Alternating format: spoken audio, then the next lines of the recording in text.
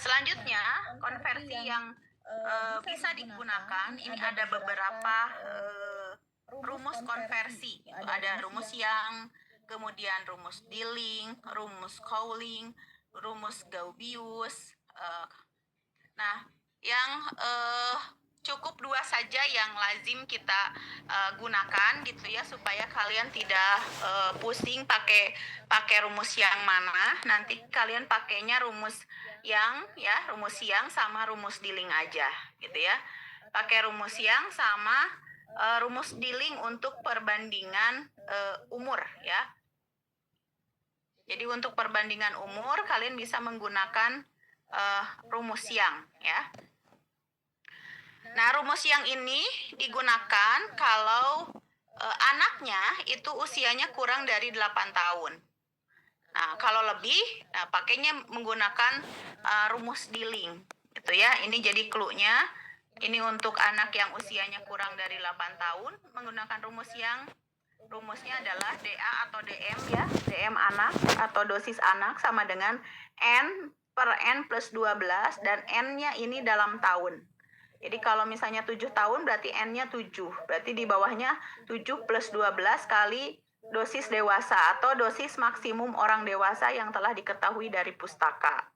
Nah, kemudian menggunakan rumus Dilling. Nah, kalau rumus Dilling itu biasanya digunakan untuk usia yang lebih dari 8 tahun, gitu ya. Nah, ini per 20, jadi N-nya dalam tahun. Dalam tahun, jadi dosis untuk anak sama dengan umur anak dibagi 20 tahun dikalikan dosis orang dewasa, dosis maksimum orang dewasa.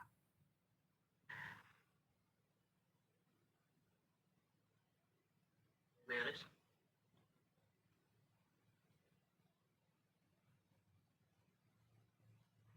Ini kenapa ini teh? Ngeheng. Bentar ya.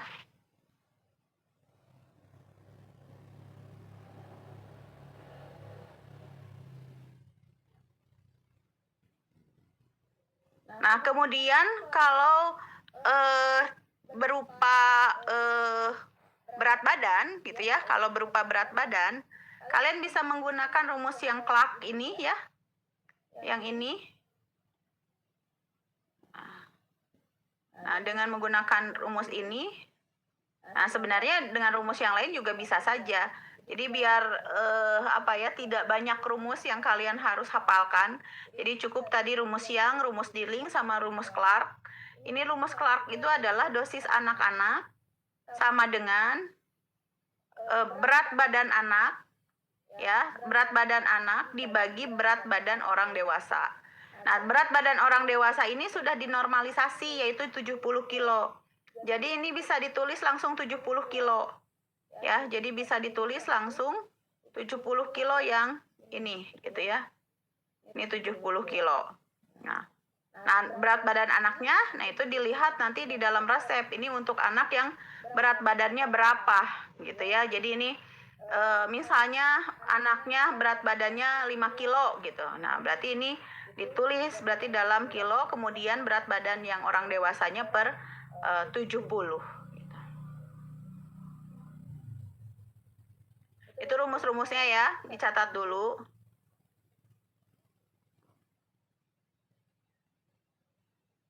Nah, kemudian rumus LPT. Nah, kalau rumus LPT ini sama semua. Jadi antara rumus Crawford, kemudian Wagner, Dennekamp, kemudian Sagel itu rumusnya sama. LPT anak dibagi LPT dewasa. Tapi LPT dewasa ini udah ada. Nah, ini LPT dewasa 1,73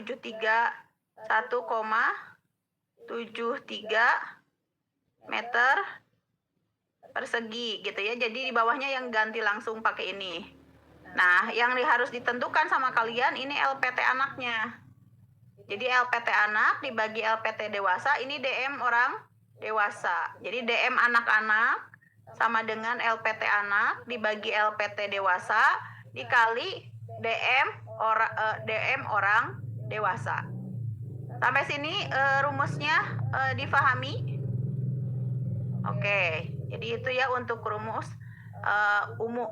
luas permukaan tubuh. Nah, sekarang masalahnya kan bagaimana cara menghitung luas permukaan tubuh gitu ya.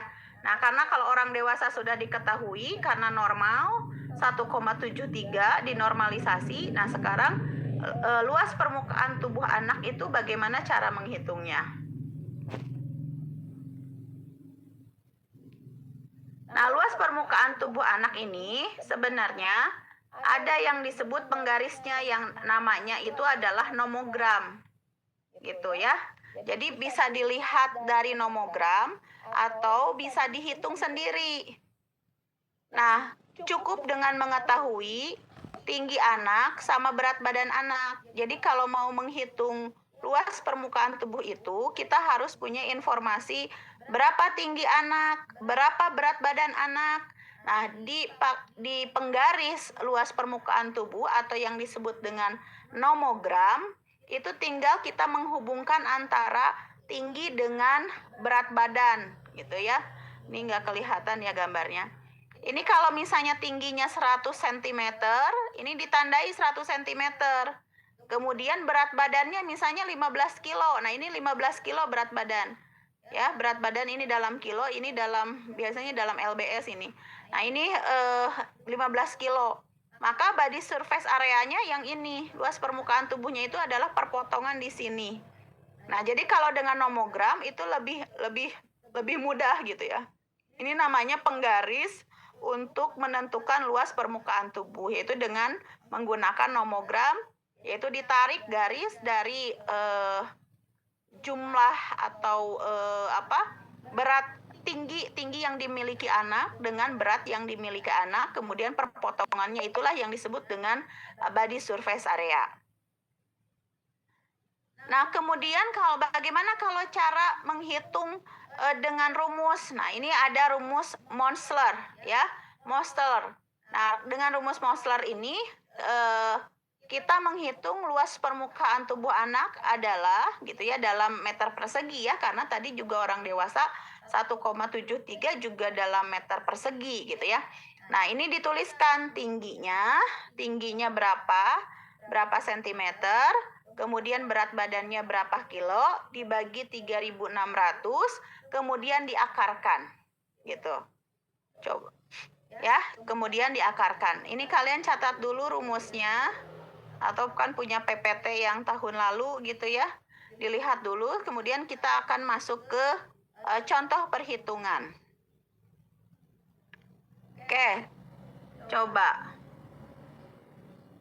Dosis karboplatin pasien Z adalah 100 mg per meter persegi per hari. Berat badannya, jadi dosis karboplatin itu 100 mg per meter persegi per hari. Berat badannya itu adalah 77 kilo, ya ini kurang kilo ya, 77 kilo. Tinggi badannya 180 cm. Ya. Nah, kemudian dalam satu ampul karboplatin mengandung 200 mg zat dalam 10 mili. Nah, ini mah sediaannya. Kalau ini sediaannya. Ya, sediaannya yang ini. Yang ini dosis untuk yang Z. Nah, kalau dosisnya 100 mg per meter persegi per hari, kemudian disediakan sediaannya ini, nah berapa jumlah obat yang diberikan? Nah, sekarang dosis karboplatin itu 100 mg per meter persegi per hari. Nah, berapa mili yang diberikan? Nah, dari nomogram diperoleh 1,97. Dari mana tahu 9197, 1,97? Nah, BB-nya berat badannya 77 kilo, kemudian TB-nya 180 cm. Nih lihat, ininya tinggi badannya 180, kemudian berat badannya 77 kilo. Nah, ini adalah garis perpotongannya. Nah, di dalam nomogram diperoleh 1,97. Coba kalian hitung dulu, benar enggak tadi dengan rumus yang Monstler? Benar enggak 1,97? Coba semuanya berhitung biar tahu.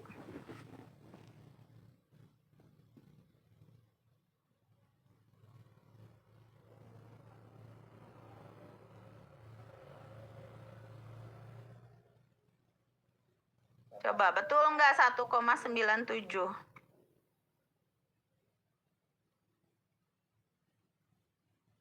Ya, semuanya banyak yang off cam.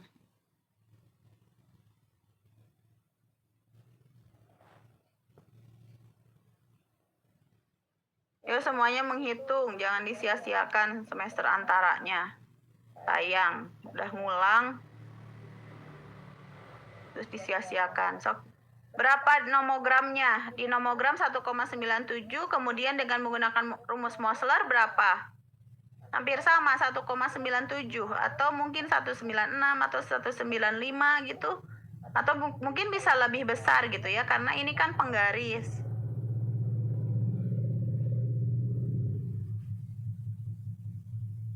Berapa? 1,96 Ibu. 1,96. Oke, jadi hampir sama ya, dengan menggunakan rumus Mosler juga dapatnya 1,96. Nah, dari nomogram ini kita pakai nomogram ya, 1,97. Nah, maka per hari si pasien ini dikasih berapa kalau dosisnya itu harus 100 mg per meter persegi per hari. Nah, ini kan luas permukaan si pasiennya itu kan ternyata bukan 1 meter. Ini kan dikasih 100 mg itu kalau luas permukaan tubuhnya kan 1 meter. Paham nggak sampai sini? Ya, dosisnya itu 100 mg per meter. Nah, luas permukaan si pasien ini bukan 1 meter. Ini kan per meter itu artinya 100 mg per 1 meter. Paham nggak sampai sini? Paham nggak? Paham nggak? Yuk dipahami dulu. Jadi, dosis karboplatin itu 100 mg per meter. Jadi kalau luas permukaan tubuhnya 1 meter, maka si pasien itu diberikannya 100 mg. Tapi karena si pasien itu kalian sudah menghitung luas permukaan tubuhnya ternyata 1,97 meter persegi, diberikan tidak 100 mg. Enggak, karena 100 mg itu untuk 1 meter. Nah, dia 1,97. Maka per hari berapa? Nah, per hari 100 meter, 1 meternya adalah 100 mg, dianya 1,97. Maka per hari itu harus diberikannya 197 mg karboplatin. Paham sampai sini? Oke. Nah, sekarang masalahnya gitu ya, karboplatinnya itu bukan dalam bentuk serbuk. Kalau dalam bentuk serbuk mah ditimbang kemudian dimasukkan ke dalam perkamen sebanyak 197. Gitu kan? Kebutuhannya 197. Kalau dalam bentuk serbuk ya sudah dikasih saja langsung 197. Tapi karena dalam sediaannya itu berupa ampul, berupa cairan, sediaannya itu satu ampulnya itu mengandung 200 mg zat dalam 10 mili. Artinya dalam 10 mili ada karboplatin 200 mg. Kalau si pasien dikasih 10 mili, kelebihan enggak? Kalau si pasien dikasih 10 mili, kelebihan enggak karboplatinnya? Dalam 10 mili ada karboplatin berapa? Dalam 10 mili ada karboplatin berapa? 200 mg Ibu. Ya, 200 mg. Si pasien butuhnya berapa? 100. Si pasien butuhnya berapa? 197. Si pasien perlunya 197. Maka volume yang diberikan adalah 197 per 200 dikalikan 10 mili. Jadi cukup 9,85 mili. Paham sampai sini? Oke, lanjut. Sekarang contoh yang lain. Pasien anak usia 6 tahun. BB-nya 35 kilo, TB-nya 120 cm. Mendapatkan injeksi ondansetron. Tahu ondansetron obat apa? Obat apa ondansetron? Buat apa nih dikasih ondansetron? Agar nggak mual kayaknya teh ya. Nah, jika diketahui dosis ondansetron orang dewasa dengan LPT orang dewasa rata-rata 1,73 sebesar 8 mg untuk setiap kali penyuntikan. Nah, jadi orang dewasa itu 8 mg untuk satu kali penyuntikan. Ya, jangan dulu dibaca yang ininya. Nah, biar kalian tahu. Nah, ini sediaannya, soalnya sediaannya. Nah, jadi orang dewasa itu, dia itu diberikannya harusnya 8 mg dengan luas permukaan tubuh orang normal itu 1,73. Nah, boleh enggak orang anak-anak dikasihnya 8 mg? Nah, kalau anak-anak luas permukaan tubuhnya 1,73, berarti boleh ya. Karena kalau permukaan tubuhnya 1,73, maka diberikannya 8 mg. Nah, anak ini apakah luas permukaan tubuhnya 1,73? Harus dihitung. Ya, kalau dengan nomogram ini tinggal ditarik garis lurusnya antara tinggi dengan berat badan. Tingginya 120 cm, berat badannya 35. Nah, maka perpotongannya ini adalah body surface area. Dari nomogram diperolehnya 1,12. Coba kalian hitung dengan menggunakan rumus Mosler. Berapa dapatnya? Sok, masukkan ke dalam rumus Mosler. Hitung dulu. Nih, hitung yang ini. Hitung yang itu.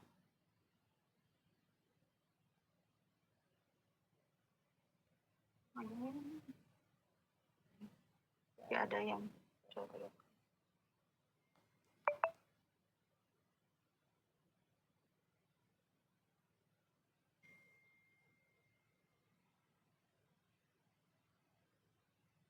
Ya, dihitung dulu.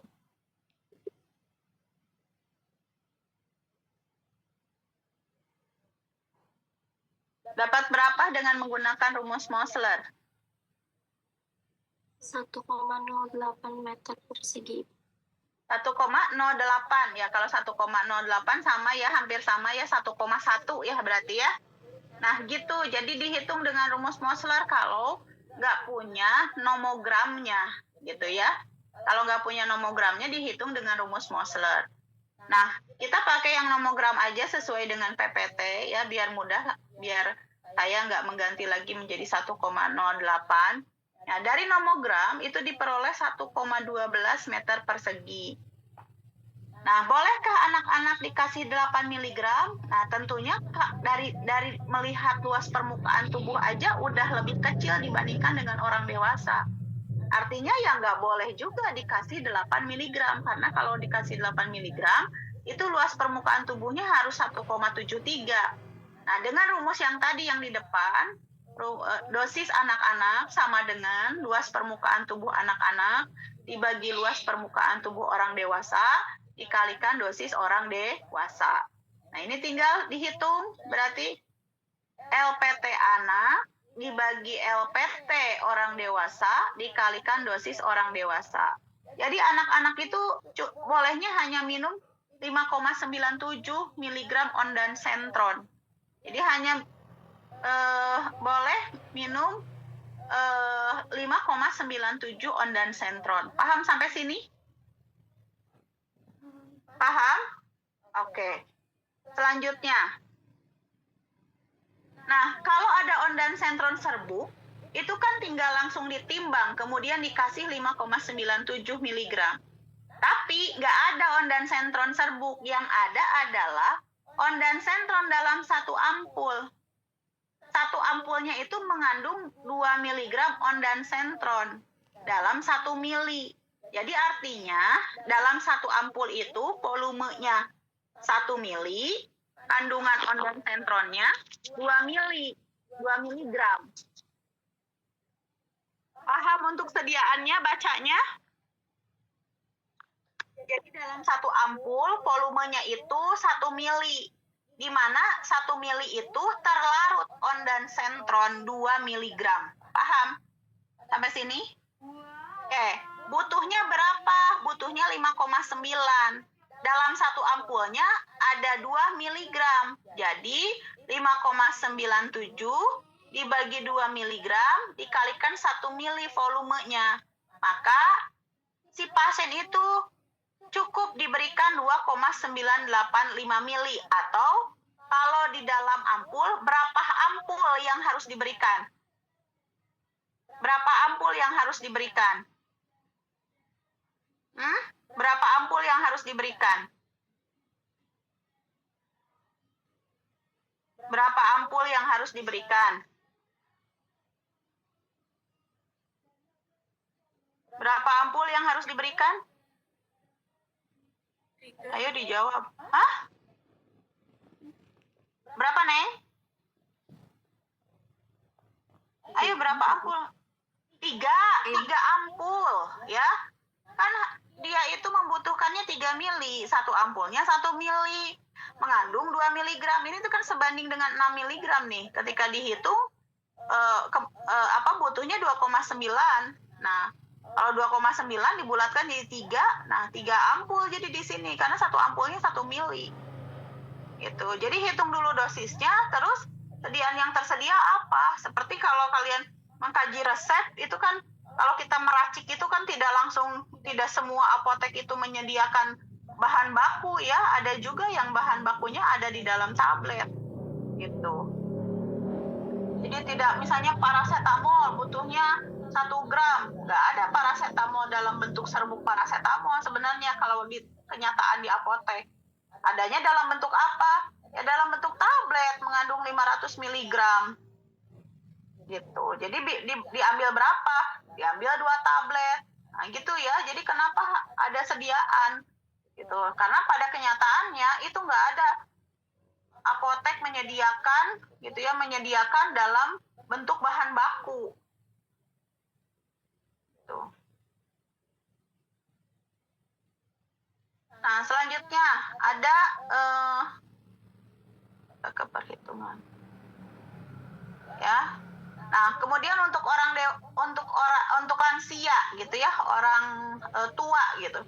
Nah, kalau tadi ada konversi dosis anak-anak, nah ini ada konversi dosis lansia. Nah, kalau dosis lansia itu lebih mudah menghitungnya. Kalau umurnya itu 60 sampai 70 tahun, maka rumusnya 4/5 kali orang dewasa. Jadi kalau orang dewasa itu boleh minum 100 mg, untuk lansia dengan umur 60 tahun itu 4/5 kali dosis orang dewasa gitu ya.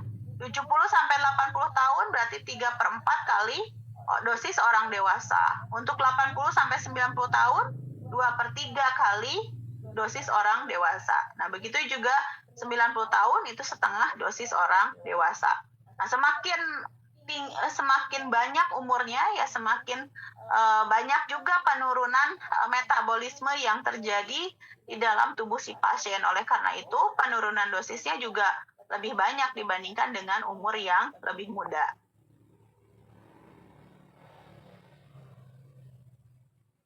Oke, untuk yang obesitas tidak perlu.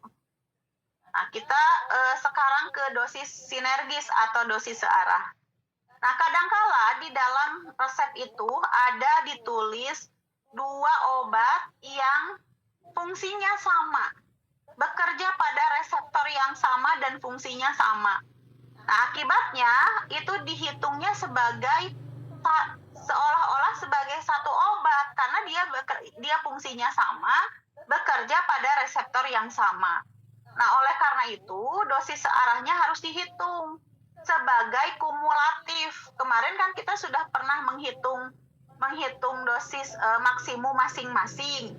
Nah, sekarang ada atropin sulfas dengan ekstrak beladon. Nah, atropin sulfas sama ekstrak beladon itu mempunyai fungsi yang sama dan juga bekerja pada reseptor yang sama. Nah, oleh karena itu dosis maksimumnya merupakan penjumlahan.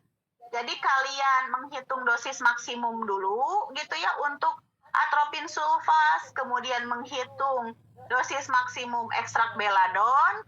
Nah, kalau sudah menghitung masing-masing, maka ditambahkan. Seperti ini dosis ekstrak beladonnya sudah dihitung untuk sekali pakai itu cuma 40%. Nah, untuk atropin sulfas 40%, untuk ekstrak beladon 25%. Maka dosis sinergi untuk satu kali pakai itu 40 ditambah 25. Jadi 40 ditambah 25. Kalau dosis sehari 40 ditambah 18,75. Nah, inilah yang nantinya akan dikomunikasikan ke dokter. Jadi kalau ada dosis setara, dosis sinergis atau searah gitu ya, DM-nya itu tidak boleh lebih dari 100% tetap gitu. Sampai sini paham? Ya, saya tidak mengulang persentase DM. Kemarin kan kita sudah ya persentase DM ya. Jadi ini atropin sulfat. Coba, ini baca coba sama kalian. Gimana bunyi resepnya? Coba. Gimana bunyi resepnya? Yuk, baca. Baca.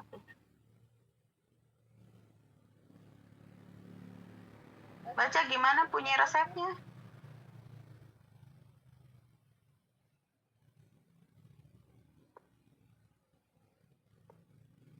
Baca dong, gimana bunyi resepnya? Nggak ada yang bersuara, aneh. Nah, inilah saya nggak suka kalau kuliah online tuh kayak gini. Kayak apa coba? Kayak ngomong sendiri gitu. Nggak ada yang menyaut gitu, sekedar buka suara gitu. Terus semuanya ini kayak Kaila, Siti Nur Azmi, mana nggak kelihatan mukanya. Asnagina gitu. Ini saya nggak suka kalau kuliah online gitu ya, apalagi sebenarnya asinkronus tuh. Nggak ada tuh yang nyaut-nyaut nih, kayak Nisrina, Zastia gitu. Mana ini mukanya nggak kelihatan. Chelsea, Alia, Afriza, Syakira, Triksi, Sri Maharani itu. Di mana nih Marwah, Naila, Salwa? Gak ada mukanya nggak kelihatan. Buat apa coba kalian? Capek-capek kontrak semester antara? Ngapain? Gak ada yang nyaut. Coba baca, bisa nggak baca? Buka suaranya. Yang nggak buka videonya saya anggap nggak hadir. Buat apa coba? Ngapain dengerin mukanya nggak kelihatan? Kalau nggak buka langsung leave aja, nggak usah kuliah. Untuk buka videonya. Untuk coba yang lain bisa nggak? Baca dulu resepnya. R itu apa? Bahasa Latinnya. Ambillah. Ya, sok. Semuanya buka suaranya. Ambillah atropin sulfas 0,4 mg, ekstrak belad 5 mg, 5 mg. campur Dan buat menjadi sabuk. Meracuk obat, terbagi.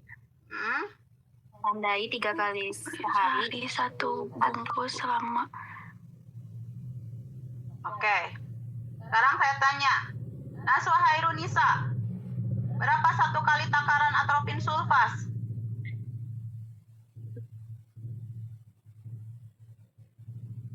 Berapa satu kali takaran atropin sulfas?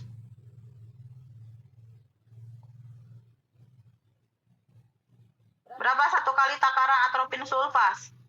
Karena kalau kita mau menghitung persentase DM, kemarin saya sudah jelaskan di kelas. Persentase DM sama dengan takaran satu kali gitu ya. Kalau ditanya takaran DM satu kali, persentase DM satu kali, rumusnya kan takaran satu kali dibagi DM satu kali kali 100%. Maka kuncinya kita harus tahu takaran satu kalinya. Tuh, di situ sudah ada. Berapa takaran atropin sulfas satu kali minum? Naswa Hairunisa.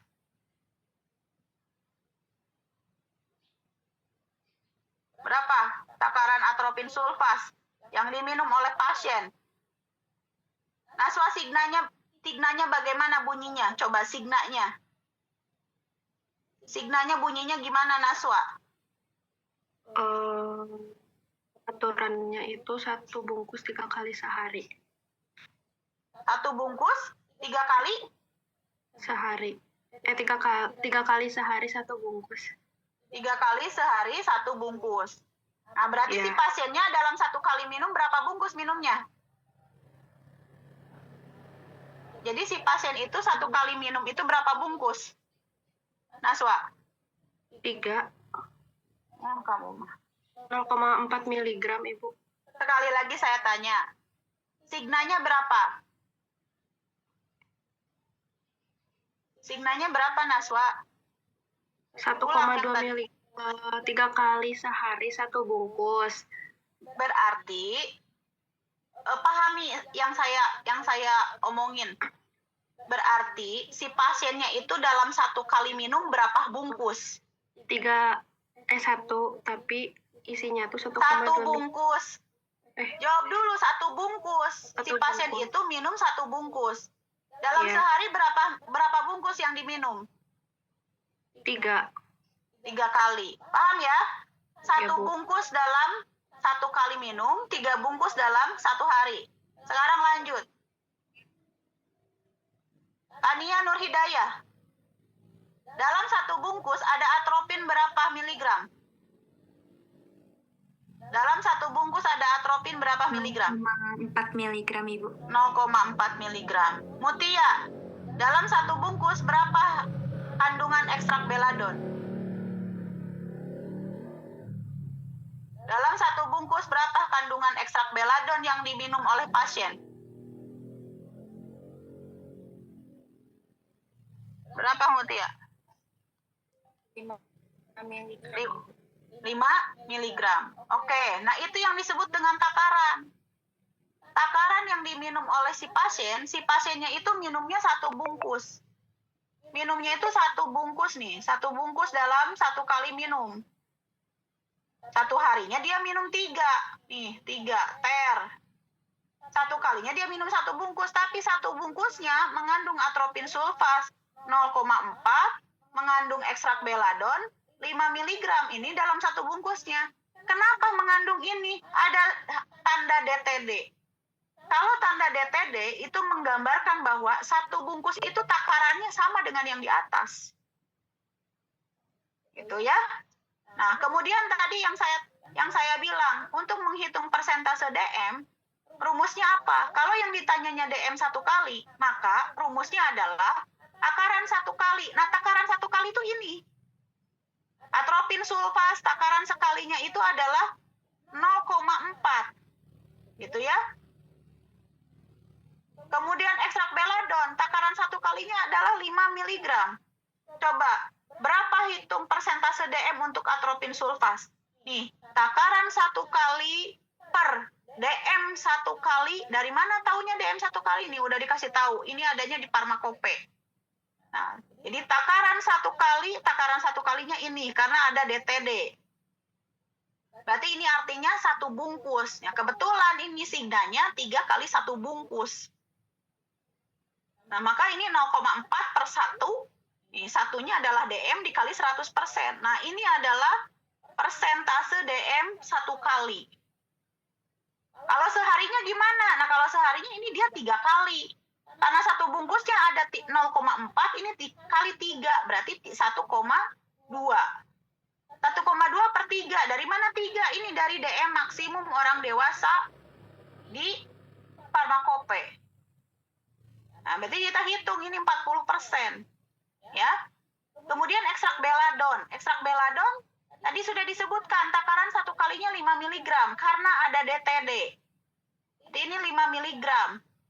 Kemudian DM-nya berapa? DM-nya ini. Per DM 1 kali. Jadi kalau berbicara 1 kali, maka yang diambil adalah data yang 1 kali. Berarti 5 mg per 20 mg dikalikan 100%. Nah, ini 25% nih. Gitu ya. Kemudian dosis sehari pakai. Sehari pakainya 3. Nah, 3 dikalikan 5. 15 per 80. 80 ini 80 miligram dikalikan 100% itu 18,75. Nah, sekarang karena ini kan masing-masing kurang dari 100%. Nah, ini sebenarnya kalau dianya mempunyai indikasi yang sama, yang berbeda, bekerja pada reseptor yang berbeda, ini udah oke semua nih, gitu ya. Karena kurang dari 100. Tapi masalahnya, atropin sulfat sama ekstrak beladon itu, dia mempunyai fungsi yang sama, indikasi yang sama, bekerja pada reseptor yang sama, mekanisme kerjanya sama. Oleh karena itu, dia dianggapnya sebagai satu. Nah, maka untuk persentase DM-nya itu merupakan kumulatif. Maka dosis sekali pakainya ini dipersentasekan 40 ditambah 25. Nah, ini masih kurang dari 100, aman berarti. Kemudian dosis seharinya gitu ya. Seharinya ini 40% sama 18,7. Nah, ini juga sama, kurang dari 100. Ini oke juga, maka resep itu dikatakan aman karena kurang dari 100%, tidak overdosis. Paham sampai sini? Oke. Nah, itu untuk dosis searah. Ya. Nah, sekarang lihat BJ. Harus diperhatikan di dalam obat minum yang mengandung sirup dalam jumlah besar, yaitu lebih dari 16,67 atau lebih dari 1/6 bagian. BJ larutan akan berubah dari 1 menjadi 1,3 sehingga berat larutan tidak akan sama dengan volume larutan. Kalau BJ-nya itu 1, artinya kita menimbang 1 mili itu akan sama dengan 1 gram. Tapi kalau BJ-nya lebih dari 1, itu nggak sama. Nggak sama, gitu ya. Kayak kalian gini, kalian menuangkan air putih ke dalam gelas ukur sebanyak 1 mili. Terus, air putih yang ada di gelas ukur itu, kalian timbang. Nah, ketika ditimbang, itu beratnya akan 1 gram, karena air putih itu BJ-nya 1. Paham sampai sini? Paham? Oke, sekarang minyak goreng. Minyak goreng itu dia viskos, kental. Kalian keluarkan si minyak goreng itu, kemudian ukur 1 mili, terus ditimbang, itu nggak akan sama dengan 1 gram. Maka, kalau ibu-ibu beli minyak goreng, 1 liter itu nggak sama dengan 1 kilo. Tapi kalau air putih 1 liter itu sama dengan 1 kilo. Karena BJ-nya 1. Sampai sini paham? Nah, untuk obat cair ini penting. Kenapa? Karena obat cair yang kental dengan obat cair yang encer itu akan berpengaruh terhadap BJ. Nah, kenapa memperhitungkan BJ? Karena nanti kita menghitung takaran obat yang terlarut di dalam pelarut. Gitu ya. Nah, pelarutnya kental atau tidak kental. Nah, dikatakan pelarut yang kental kalau di dalam sediaan obat itu kalau mengandung sirup. Sirup itu apa? Sirup Pusimplek atau sirup-sirup yang menjadikan dia menjadi meningkat viskositasnya. Nah, kalau sirupnya itu lebih dari 16,67 atau 1/6 bagian, maka BJ larutan itu berubah yang tadinya 1 menjadi 1,3. Sehingga sirup yang mengandung, sediaan yang mengandung sirup gitu ya, utamanya sukrosa, sirup yang banyak atau lebih dari 16,67, maka larutan obatnya akan kental. Sehingga dihitung menjadi 1,3. Paham sampai sini?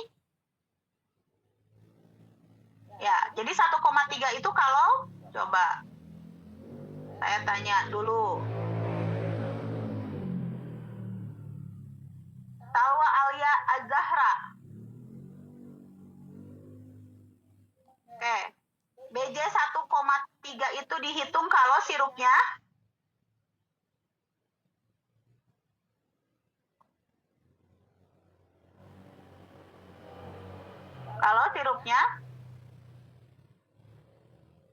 Kalau sediaannya gimana? Disebut BJ-nya 1,3 kalau sediaan larutannya bagaimana? Hmm?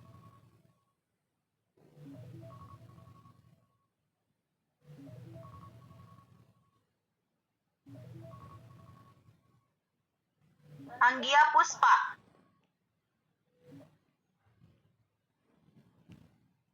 Anggia Puspa. Novel Inka.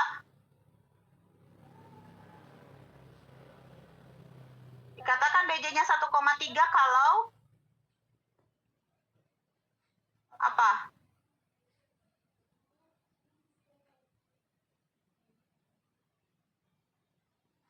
Kalau apa?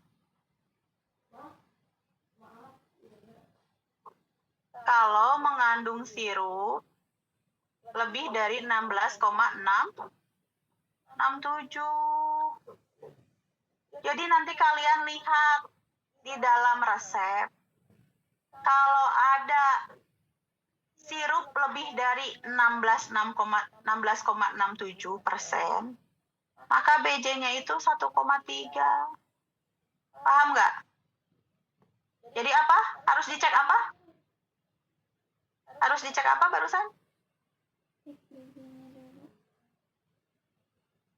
Harus dicek apa? Asna bisa diulang, harus dicek apa?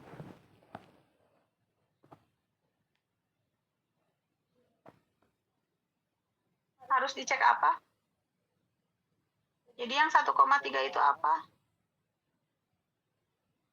Kok pada dia cuma mengulang aja? Ibu izin menjawab. Kalau BJ-nya Ya, 1,3 dihitung kalau sirupnya itu mengandung lebih dari 16,67%, Ibu. Iya. Jadi kalian itu nanti teh dapat resep. Terus dilihat, ada nggak kandungan sirup? Karena biasanya sediaan larutan itu kan nggak mungkin larutan pahit. Ya, ada gitu sediaan larutan yang dibeli di apotek kemudian rasanya pahit. Ada nggak? Nggak ada, pastinya juga mengandung pemanis. Nah, salah satunya adalah sirup Simplex. Nah, kalau pemanis buatan, nah itu mah bukan sirup. Ya, dia mah nggak akan merubah BJ, nggak akan merubah cairan menjadi kental. Kalau misalnya ditambah sakarin, siklamat, sukralos, itu mah nggak akan jadi kental, itu mah. Yang menjadikan kental itu biasanya adalah sirup-sirup. Contohnya apa? Sirup Ruados, sirup Simplex, itu isinya sukrosa. Coba kalian itu bikin larutan gula yang kental gitu. Bandingkan dengan air putih, mana yang lebih kental? Larutan gula dia membentuk karamel tuh. Nah, maka kalau di dalam resepnya itu ada sirup lebih dari 16,67, maka BJ-nya berubah jadi 1,3. Tapi kalau nggak ada sirupnya, nggak berubah, tetap 1 BJ-nya. Gitu. Maka action yang pertama adalah melihat keberadaan sirup. Berapa persen kandungan sirup yang ada di dalam resep? Kalau kurang dari 16,67, maka BJ-nya 1. Tapi kalau lebih, BJ-nya 1,3. Tuh, sekarang lihat. Saya tanya tuh. Ini BJ-nya berapa nih? Sediaan ini BJ-nya berapa? Sediaan ini BJ-nya berapa? Tadi yang dihitung BJ apa?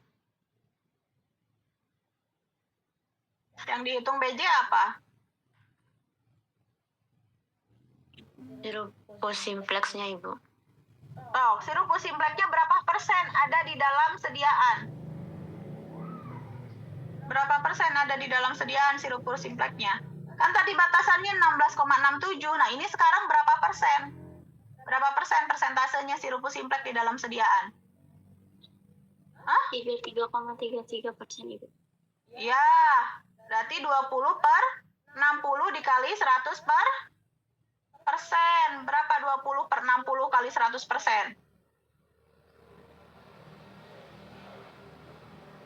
Tadi Tania berapa? 20 per 60? 3,33%, Ibu. Iya, segitu ya. Berarti ini BJ-nya berapa? 1,3. BJ-nya 1,3. Kalau BJ 1,3, antara 1 gram dengan 1 mili sama nggak? Antara 1 gram dengan 1 mili sama nggak? Tidak, Ibu. Tidak. Ya, jadi kalau kalian menimbang 1 gram dengan menuang 1 mili itu beda. Kalau BJ-nya 1,3. Kalau BJ-nya 1, sama. Tadi saya sudah contohkan, kayak ibu-ibu tuh beli minyak goreng 1 liter dengan minyak goreng 1 kilo, itu beda volumenya. Yang didapatkannya beda. Karena BJ-nya nggak 1. Kenapa BJ-nya nggak 1? Ya lihat aja. Dia sangat viskos itu minyak goreng itu, kental. Larutan yang kental itu cenderung BJ-nya besar. Tuh, ya. Oke, sekarang coba bagaimana cara membuat resep yang ada di layar ini? Baca coba.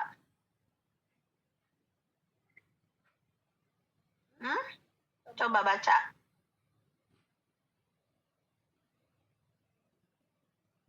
Oke, coba baca. Aisyah Nurhaliza. Aisyah Nurhaliza. Baik, Ibu. Ambillah efedrin HCl 0,2 gram, kemudian guaifenesin 0,4 gram, sirup simplex 20 gram, MF potio, miscevak potio 60, Signa quarter de die, Cochlearti 60-nya 60 apa? 60 gram, Signa quarter de die, Cochlearti 1 poscoenam. Jadi, apa poskoenam? Artinya apa poskoenam? Sesudah makan, Ibu. Ya, tandailah 4 kali 1 sendok teh sesudah makan. Jadi untuk dibuatnya sediaan apa ini? Buat sediaan apa ini? Buat sediaan apa? Larutan, Ibu.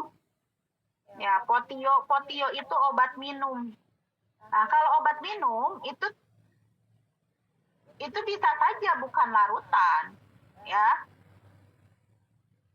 Obat minum itu tidak bisa saja bukan larutan. Nah, tapi bentuknya liquid, kan obat minum.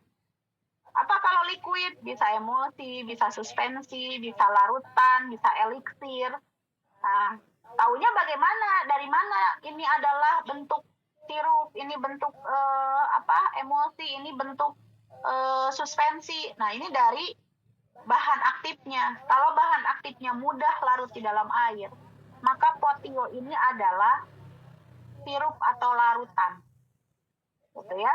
Nah, ini bisa dilihat dari efedrin HCl. Nah, ini bentuk garam. Kalau bentuk garam itu pasti larut di dalam air. Gitu ya. Nah, jadi potio di sini adalah bentuk larutan atau bentuk sirup. Gitu. Ya. Kalau dituliskan potio itu bisa jadi suspensi. Nah, namun apakah ini dibuat suspensi atau bukan? Dilihat dari bahan aktifnya, kelarutannya. Kebetulan bahan aktifnya efedrin HCl. Nah, ini bentuk garamnya. Bentuk garam itu mudah larut di dalam air. Nah, maka potio di sini bukan suspensi, tapi potionya nanti dibuat sediaan terlarut atau sirup. Paham sampai sini? Ya, jadi potio tuh bukan langsung larutan, tapi obat minum gitu. Penentuannya itu tergantung kepada bahan aktifnya. Nah, efedrin itu di dalam satu botol mengandung 0,2. Biseryl guaicolat itu dalam satu botol mengandung 0,4 gram. Dalam satu botolnya berapa gram? 60 gram. Nah, sekarang yang ditanya adalah DM-nya. Boleh nggak? Kan kalau ditanya itu kan, boleh nggak sih ini dikasihkan ke Giant 31 kilo? Boleh dan tidak bolehnya kan dihitung dari nilai DM kan? Gitu, dihitung dari nilai DM. Boleh enggak gitu, hitung DM-nya. Nah, hitung DM-nya.